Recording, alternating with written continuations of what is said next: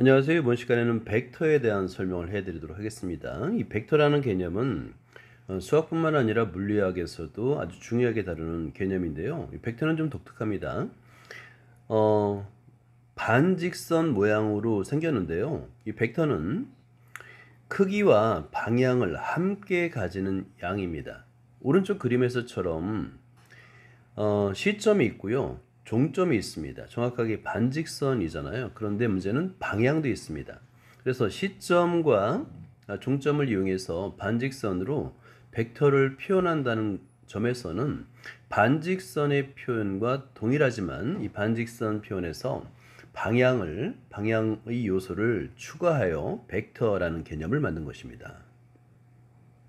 자, 그리고 벡터의 표현은 시점과 종점이 있다라고 했죠. 그래서 반직선 A, B로 표현합니다. 근데 이 표현에는 이제 방향은 없잖아요. 이 방향을 나타내기 위해서는 반드시 그림으로 벡터를 주어줘야 합니다.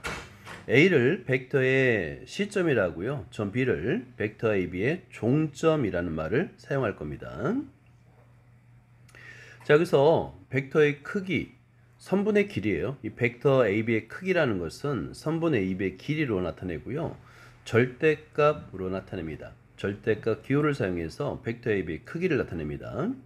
벡터를 표현하는 방법은 두 점, 시점과 종점을 이용해서 벡터 AB로 나타낼 수도 있고요. 한 문자로 나타낼 수도 있습니다. 한 문자 A로 나타나고 벡터 A라고 표현할 수도 있습니다. 벡터 A. 마찬가지로 이 벡터의 길이는 절대값으로 표현하고요. 벡터 A, 이 절대값이 바로 벡터의 크기를 의미하고요. 방향이 중요합니다. 벡터 A의 크기는 절대값 벡터 A로 나타냅니다. 그리고 크기가 1인 벡터를 만들 수 있는데 이 크기가 1인 벡터를 우리는 단위 벡터라고 부를 겁니다. 자, 보기를 볼게요. 오른쪽 그림과 같이 직사각형이 있고요. 자, 이럴 때 직사각형 A, B, C, D 이 선분과 대각선을 변과 대각선을 이용해서 벡터를 지정할 수 있어요. 이때 벡터 AB의 크기가 1이잖아요. 벡터 AB는 단위 벡터가 됩니다. 자, 그리고 이 대각선 벡터 AC를 우리가 만들 수 있는데 이 벡터 AC의 크기를 구할 수도 있어요. 피타고라스 정리를 이용하면 밑변의 길이가 2고요. 높이가 1인 직각 삼각형이 되니까 벡터 AC의 크기를 구할 수 있습니다. 한번 적어볼게요. 자, 따라서 적어보세요. 벡터 AC라고 적고요. 절대값으로 적으면 됩니다. 이 값은 루트 하고요. 피타고라스 정리를 사용하면 2의 제곱 더하기 1의 제곱으로 쓸 수 있고요. 계산하면 루트 5. 그래서 벡터 AC의 크기를 구할 수도 있습니다. 문제 1번을 볼게요. 오른쪽 그림과 같이 한 변의 길이가 1인 정육각형이 있습니다. 이때 벡터 CF와 방향이 같은 단위 벡터라고 그랬어요. CF를 한번 찾아보죠. 벡터 CF를 찾으면 방향이 같은 단위 벡터는 벡터 BA와 벡터 DE를 찾을 수 있습니다. 이걸 한번 표현해 볼게요. 자, 여기서 벡터 BA라고 쓰면 되겠고요. 두 번째는 벡터 DE라고 쓰면 됩니다. 자, 2번을 볼게요.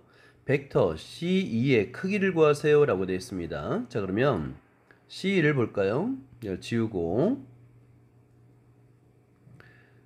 자, 이 그림에서 CE 값을 한번 보도록 할게요. CE는 직각삼각형을 만들어서 CE의 길이를 구할 수가 있습니다. 여기서 이 직각삼각형 CEF를 만들 수 있고 CF의 길이는 2입니다. 자, 2가 되겠죠. 그 다음에 EF의 길이는 단위 벡터 길이가 1이라고 그랬으니까 크기도 마찬가지로 1이 됩니다. 자, 그랬을 때 피타고라스의 정리를 이용하면 바로 CE의 크기를 구할 수 있어요. 한번 적어볼까요? 자, 벡터 CE의 크기라고 적는데 사실은 이 길이는 선분 CE의 길이를 구하라는 얘기예요. 자, 그러면 피타고라스 정리를 사용해서 2의 제곱 마이너스 1의 제곱 계산하면 4 빼기 1이 돼서 루트 3이 됩니다. 자, 다음으로 서로 같은 벡터를 설명해 드리도록 하겠습니다. 서로 같은 벡터를 정의할 수 있는데요. 크기와 방향이 모두 같은 벡터는 위치에 상관없이 항상 서로 같은 벡터라고 할 수 있어요. 자, 오른쪽 그림에서 보면 벡터 AB가 있습니다. 자, 그리고 벡터 CD가 있는데 이 두 개의 벡터는 위치는 다르지만 서로 같은 벡터라고 할 수 있어요. 그리고 이 같은 벡터를 찾아내는 방법은 평행사변형법을 이용합니다. 이 끝점 C점끼리 또는 종점끼리 연결하게 되면 사각형 AB, DC는 평행사변형이 되는데요. 이때 평행사변형을 이루는 대변은 서로 같은 벡터라고 볼 수 있어요. 자, 그래서 크기와 방향이 모두 같은 벡터라고 한다면 벡터 AB 그리고 벡터 CD라고 표현하면 됩니다. 자, 그런데 크기는 같지만 방향이 반대인 벡터도 있어요. 크기는 같지만 방향이 반대인 벡터.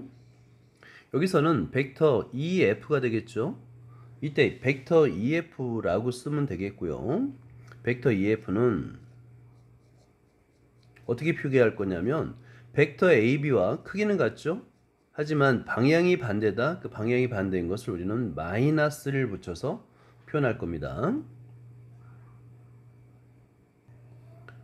자, 크기가 같은 벡터는 사실은 벡터를 기존 벡터 AB를 평행 이동해서 만든 거예요.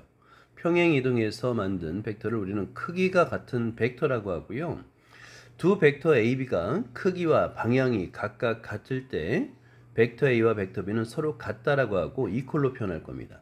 두 벡터가 이퀄이다라는 의미는 두 벡터가 크기도 같고 방향도 같다라는 표현이 되는 거예요. 자, 그리고 방금 전에 설명했듯이 두 벡터가 크기는 같지만 방향이 반대인 벡터도 있을 수 있어요. 그럴 때 이 방향이 반대인 벡터를 우리는 마이너스로 붙여가지고 표현할 건데요. 벡터 BA는 마이너스 벡터 AB로 표현할 겁니다.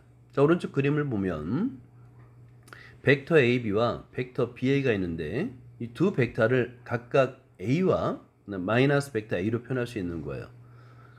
크기가 같고 방향이 반대인 벡터를 우리는 마이너스를 붙여서 표현할 겁니다.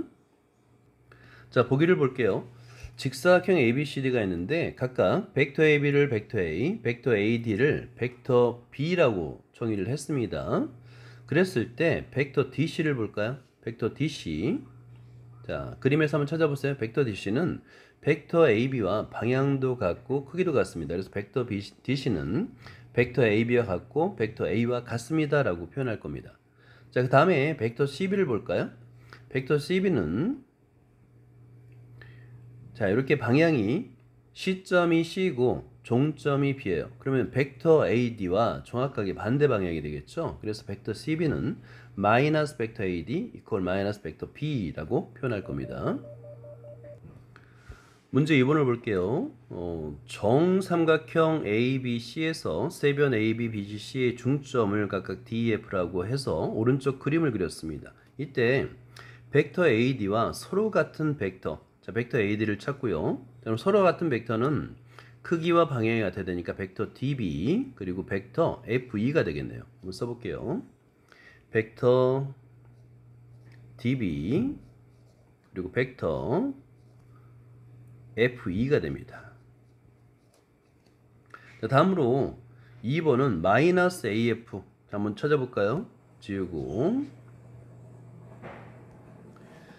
자, 마이너스 AF. 방향이 반대인 거예요. 마이너스 AF와 서로 같은 벡터를 찾으세요 라고 되어 있습니다. 자, 그러면 방향이 반대니까 CF라고 해야 되겠죠. 그리고 ED라고 해야 됩니다. 자, 그래서 방향이 반대인 벡터는 벡터 CF 그리고 벡터 ED라고 쓰면 됩니다. 자, 문제 3번을 볼게요. 정사각형 ABCD에서 각 변의 중점을 각각 PQRS라고 하고 교점을 O라고 했습니다. 이 그림을 잘 관찰하면 되겠고요. 벡터 OP를 벡터 A, 그 다음에 벡터 OQ를 벡터 B라고 했습니다. 다음을 벡터 A와 B로 나타내시오 했는데 DS를 볼까요? DS를 찾으면 DS네요, 그죠? 이렇게 방향을 설정할 수 있는데 벡터 A와 동일하죠. 자, 그래서 벡터 DS는 벡터 A로 표현할 수가 있다. 자, 다음에 두 번째를 볼게요. 이번에 벡터 DR입니다. DR 한번 찾는 거예요. DR. 자, 이렇게 화살표라니까 벡터 B랑 같죠. 그래서 벡터 DR은 벡터 B입니다. 라고 쓸 수 있고요. 자, 다음에 벡터 BP를 찾아볼까요? BP. 자, BP인데요. 방향이 반대네요. 그죠? 벡터 B와 방향이 반대니까 벡터 BP는 마이너스 벡터 B라고 쓸 수 있고요.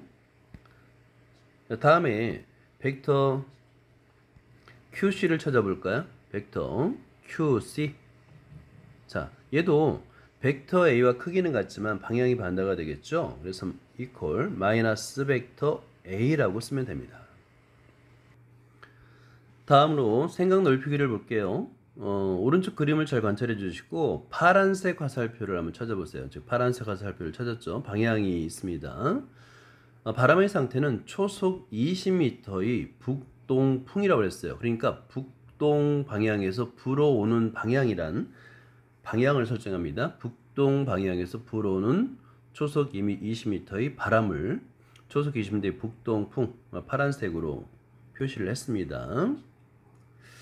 자, 이럴 때 북동풍이란 이렇게 설명을 하고 있네요. 북동풍이란 북동쪽으로 불어가는 바람이 아니라 북동쪽에서 불어오는 바람을 말합니다. 자, 1번 볼까요? 빨간색 화살표를 나타내는 바람의 상태를 나타내시고요. 빨간색 화살표 있죠? 초속은 15m입니다. 자, 그러면 초속은 15m인데 지금 서남 방향에서 불어오고 있죠. 서남 또는 남서. 자, 그래서 초속 15m의 남서풍이라고 적으면 됩니다. 한번 적어볼게요. 초속 15m의 남서풍이다 라고 말할 수 있습니다. 자, 2번을 볼게요. 바람의 상태가 초속 10m의 북서풍인 것을 화살표로 나타내버려요. 자, 화살표로 한번 나타내보세요. 자, 북서풍이니까 북서 방향에서 불어오는 바람이 되겠죠. 그리고 화살표를 나타내면 북서 방향이고 10m 이렇게 화살표를 나타내면 됩니다. 자, 그 다음에 3번을 볼게요. 활동 2에서 나타나는 바람과 크기는 같지만 방향이 반대인 바람. 방향이 반대인 바람은 자, 이렇게 시점을 해서 이렇게 화살표를 나타낼 수 있죠. 자, 그러면 얘는 어떻게 표현할 수 있느냐면 초속 10m입니다. 초속 10m의 어느 방향에서 불어오고 있는지를 쓰면 돼요. 이 바람은 남동 쪽에서 불어오고 있어요. 그래서 남동풍입니다. 남동풍 이렇게 적으면 됩니다.